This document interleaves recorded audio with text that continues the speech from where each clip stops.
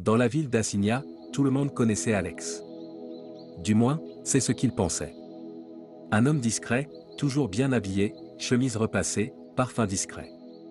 Son taxi, un Toyota Avanci flambant neuf, faisait l'envie de tous les autres chauffeurs.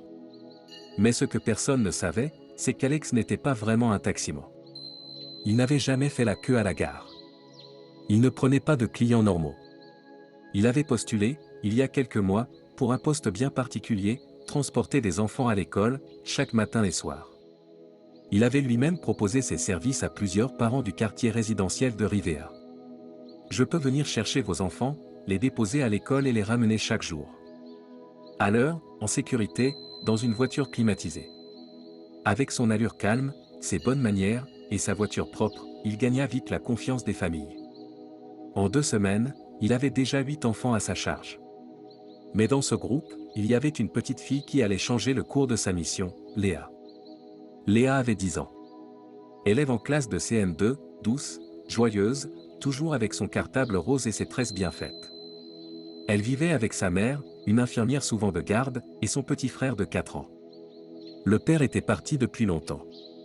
La mère, débordée, avait vu dans Alex une vraie bénédiction. Il est toujours à l'heure, il respecte les enfants, et en plus il parle bien. C'est ce qu'elle disait aux voisines, rassurée d'avoir enfin trouvé un homme bien. Et Alex, lui, faisait tout pour garder cette image. Il offrait parfois des bonbons aux enfants. Il mettait de la musique chrétienne dans la voiture. Il appelait même les parents après chaque trajet pour dire « les enfants sont bien arrivés ». Mais ce que personne ne savait, c'est qu'Alex ne transportait pas les enfants parce qu'il aimait les enfants. Il avait un but. Un contrat. Un pacte. Léa, toujours assise à l'avant quand les autres étaient à l'arrière, était devenue sa cible. Et il n'y avait qu'elle, qu'il ramenait en dernier. Toujours. La première fois que ça a commencé, c'était un mercredi. Il fit semblant de vouloir passer chercher quelque chose chez lui avant de la déposer. Léa, confiante, accepta. Elle entra dans la maison. Et ce jour-là, elle ne ressortit que 2 heures plus tard.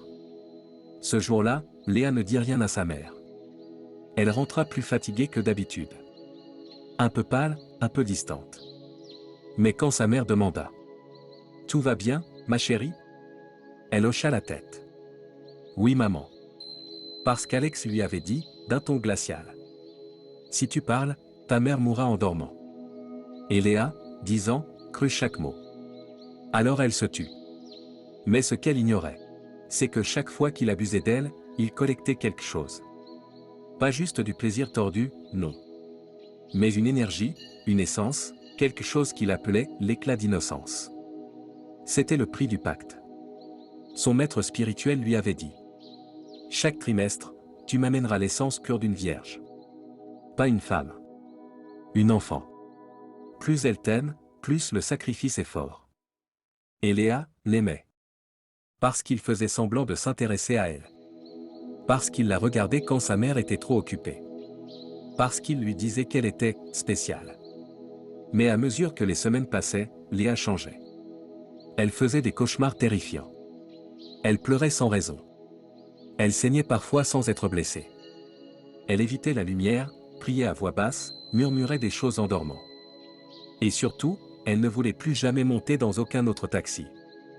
Mais sa mère pensait qu'elle était juste stressée par les examens. Alors elle lui disait toujours. C'est passager, ma fille. Dors bien, tu verras. Mais ce n'était pas passager. C'était spirituel. Un dimanche, Léa s'évanouit en plein culte pour enfants. Lorsqu'on la réveilla, elle hurlait sans raison et disait « Il m'attend dehors. Il veut encore prendre quelque chose. » Les moniteurs pensèrent à une crise d'épilepsie. Mais une femme âgée de l'église, sensible spirituellement, dit doucement « Cet enfant est visité. Mais pas par Dieu. » Elle proposa de prier pour elle. Mais dès qu'elle posa sa main sur la tête de Léa, elle reçut une décharge violente et tomba à la renverse. Ce soir-là, la mère de Léa sentit que quelque chose dépassait l'explication médicale. Elle interrogea longuement sa fille, qui ne disait toujours rien. Mais dans son sommeil, Léa murmurait. « Il a dit que tu mourrais si je parle. Il a dit que je suis à lui. » Pendant ce temps, Alex, de son côté, recevait plus que de l'argent. Son entreprise connaissait une croissance inexplicable. Tous ses investissements doublaient. Même les concurrents disparaissaient mystérieusement. Mais son maître lui rappela. Ce n'est pas encore complet. Il manque le dernier saut. Le 3e trimestre approche. Tu dois conclure avec celle-là. Sinon, c'est toi qui paieras. Et Alex savait ce que cela voulait dire. Mais ce qu'il ne savait pas, c'est que quelqu'un avait commencé à le surveiller. Un autre parent. Un homme dont la fille de 7 ans avait, elle aussi, changé depuis qu'elle montait dans ce même taxi. Il posa une caméra dans le sac de sa fille. Et ce qu'il vit le soir même, le brisa à vie. Le père de la petite visionna la vidéo. Et ce qu'il y vit glaça son sang. Dans la voiture, Alex conduisait normalement au départ. Mais dès qu'il s'éloignait des routes principales, il verrouillait les portières à distance. Puis, sur la banquette arrière, il installait un tissu rouge. Il allumait une bougie dans une boîte dissimulée sous le siège. Et là, il se tournait vers la petite fille, posait ses mains sur sa tête et murmurait. « Que ton innocence me fortifie. Que ton silence soit ma sécurité. » Il ne l'agressait pas toujours physiquement. Parfois, il ne faisait que parler, invoquer, placer des symboles invisibles sur son front avec un liquide transparent. Mais ce jour-là, il passa à l'acte. Le père, bouleversé, alerta aussitôt un ami policier. Mais avant même qu'il n'agisse, la vidéo fuita dans un groupe WhatsApp de parents d'élèves. Et en moins de 24 heures, la ville entière en parlait. Alex, sentant la panique monter, consulta son maître. « Ils savent. Je dois fuir. » Mais son maître fut catégorique. « Si tu fuis, tu es inutile. Tu dois accomplir ton 3e pacte. Tu as 3 jours. Ou ton âme m'appartient. » Pendant ce temps, la mère de Léa reçut enfin une confession. Ce soir-là, Léa se mit à pleurer, trembler. Et dit avec une voix faible. « Maman, je voulais te dire, mais il disait que si je parle, tu ne me verras plus jamais. Il fait des choses dans la voiture. Il prie pas comme vous. Il met un liquide sur mon front, et il rit après. » La mère s'effondra. L'affaire devint virale. Les gens criaient vengeance. Des femmes pleuraient d'avoir confié leur trésor à un inconnu, juste pour économiser sur le bus scolaire. Mais personne n'avait vu venir. Il lui restait 3 jours. Et son dernier sacrifice n'était pas censé être Léa. C'était sa propre sœur, qu'il avait abandonnée depuis l'enfance. Elle venait d'arriver en ville, innocente, croyant que son frère voulait la réconcilier. Le 3e jour arriva. Alex, vêtu d'un boubou blanc, maquillé de symboles au charbon, attendait sa sœur à l'intérieur d'un vieux bâtiment désaffecté à la périphérie de la ville. Il avait tout préparé. Une bassine en cuivre. Une corde tressée de cheveux. Et un petit miroir ancien, brisé sur un côté. Sa sœur, naïve, le rejoignit avec un sourire. « Tu n'as pas changé, Alex. Tu m'as manqué. » Il la serra fort. Trop fort. Et murmura. « Excuse-moi. Tu ne comprendrais pas. » Mais au moment de l'attacher, une alarme intérieure s'éveilla chez elle. Elle recula, cria, se débattit. Et dans sa panique, elle réussit à mordre sa main et à s'enfuir en hurlant. Alex, couvert de sang et en transe, hurla vers le ciel. « J'ai tout donné. Où est ma gloire? Pourquoi elle m'échappe ?» Et là, le miroir ancien se brisa de lui-même.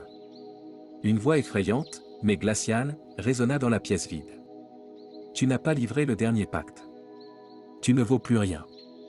Alors maintenant, c'est toi, le sacrifice. » Ce soir-là, des passants trouvèrent Alex errant nu dans la rue. Il criait des phrases sans sens, se tapait la tête contre les murs, et tentait de boire l'eau des flaques. Il fut interné. Mais ce n'est pas fini. Quand les enquêteurs fouillèrent sa maison, ils découvrirent un carnet bien caché, avec une liste de 17 prénoms d'enfants. À côté de certains noms, une croix rouge. Et près de Léa, un cercle doré. Celle-là m'a ouvert une lumière que je ne comprends pas. Elle n'est pas comme les autres. Léa fut suivie psychologiquement. Mais surtout, spirituellement. Car le pasteur du quartier déclara après une prière. Elle est marquée. Mais pas pour la mort. Pour une mission. Parents, vous confiez vos enfants à des gens que vous ne connaissez pas. Tous les taxis ne sont pas des taxis. Toutes les voitures propres ne sont pas des bénédictions. Mieux vaut payer plus pour une sécurité assurée, que pleurer un traumatisme irréparable. Tape en commentaire, Seigneur, protège nos enfants. Abonne-toi pour des histoires vraies et choquantes qui sauvent des vies. Et surtout, partage cette vidéo à tous les parents que tu connais.